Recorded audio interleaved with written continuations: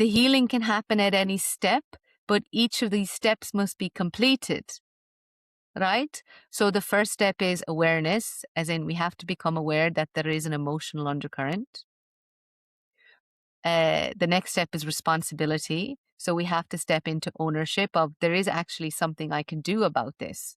So, like, what can I do?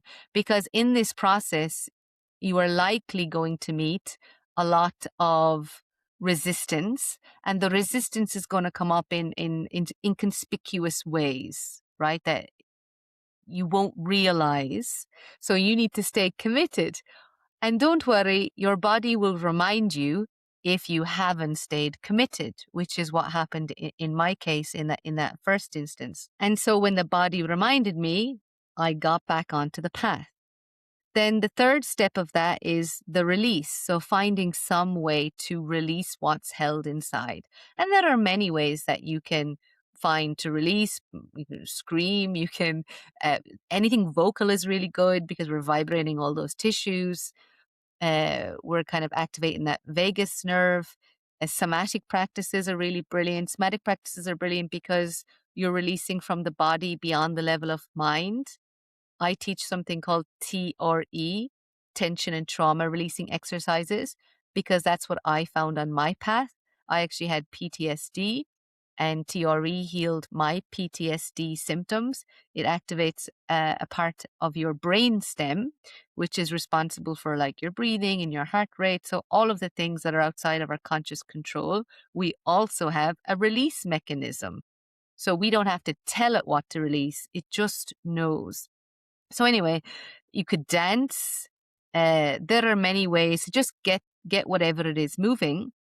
And then the fourth step, what have I said to you? I have said awareness, responsibility, release, and focus.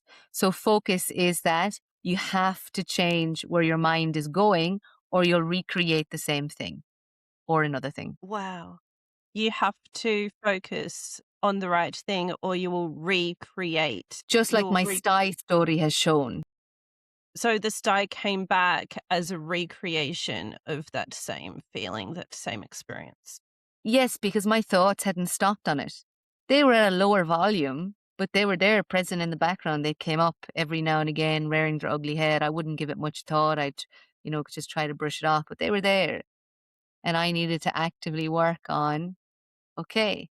And, going through all these experiences, it's building me into this stronger version of myself, that these things can be going on outside, because in the life of a human, there are always challenges. And so it builds you into this sturdier person where you can have your challenges, but you can, oh yeah, I'll dedicate that time to deal with that challenge. It doesn't start to seep into your nature as much anymore, your person, your being. You can let it out from who you are and you can become something else. You grow more into you. More of yourself instead of letting these other things in. That's what these physical symptoms are directing you to.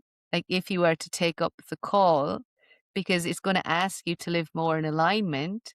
And when you live more in alignment, sometimes that might mean, you have to stop being the people pleaser, right? You have to stop saying yes when you really mean no. Like, so you have to start practicing no, or whatever it is for you, whatever the lesson in front of you is showing.